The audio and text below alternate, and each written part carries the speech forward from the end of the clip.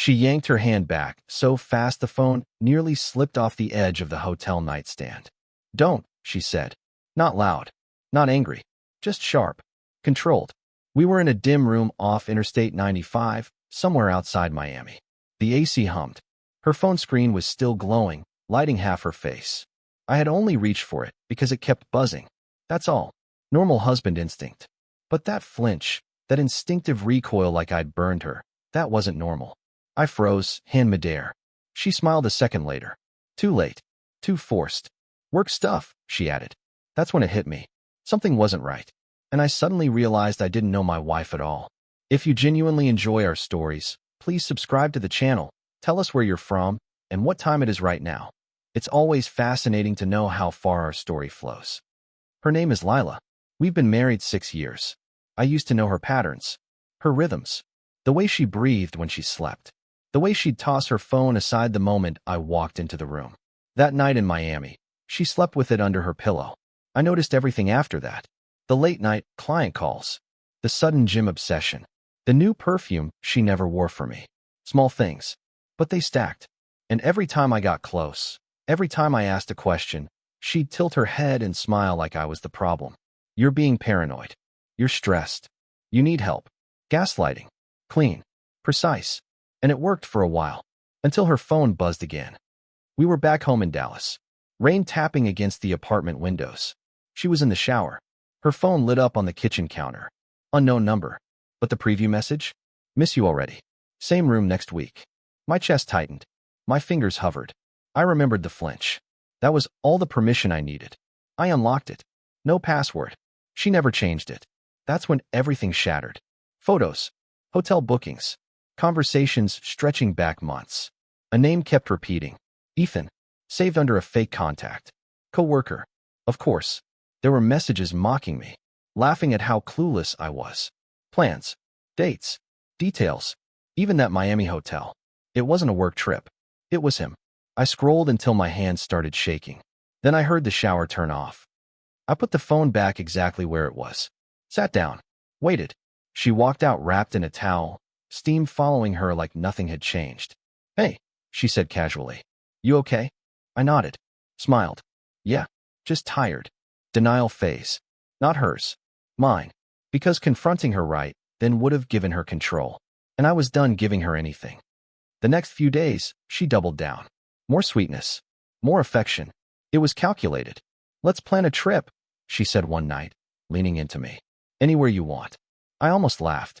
Instead, I kissed her forehead. Sounds good. Inside, something was collapsing. Quietly. Systematically. That's when I changed. I stopped asking questions. Stopped reacting. Started watching. Recording. Collecting. I hired a divorce lawyer, quietly. Downtown office. No paper trail at home. I forwarded every message, every photo, every booking confirmation from her phone to a secure drive. Financial statements. Credit card charges tied to hotel stays. Even GPS logs from her car. Piece by piece, I built the case. Legal. Clean. Unavoidable. She thought she was playing me. She had no idea I was rewriting the entire game. Then I met Ethan. Not directly. I didn't need to. I found his LinkedIn. His office. His reputation. Married. 2 kids. Perfect. That's when the plan formed. Cold. Precise. Irreversible.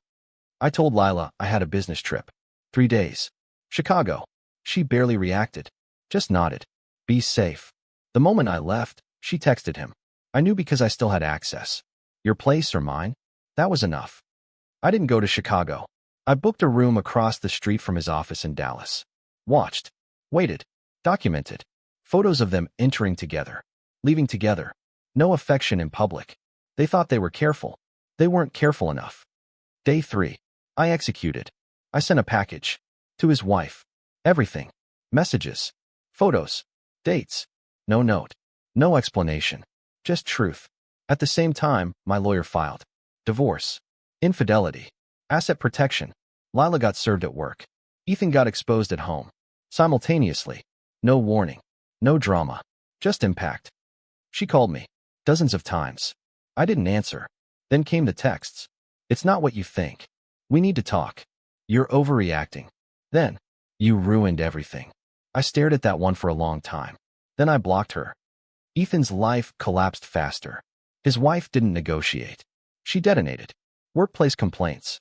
Internal investigation. Within a week, he was gone. Career destroyed. Reputation erased. Lila tried to fight the divorce, but the evidence was airtight. Financially, she walked away with almost nothing. The judge didn't even hesitate. 6 years, reduced to paperwork and signatures. The last time I saw her was in a parking garage. Concrete. Cold echoes. She looked smaller. Not broken. Just exposed. You didn't have to do all that, she said quietly. I looked at her. Really looked. I didn't, I replied. A pause. Then I added. You did. I walked away before she could answer. Now, I live alone. Different apartment. Different life.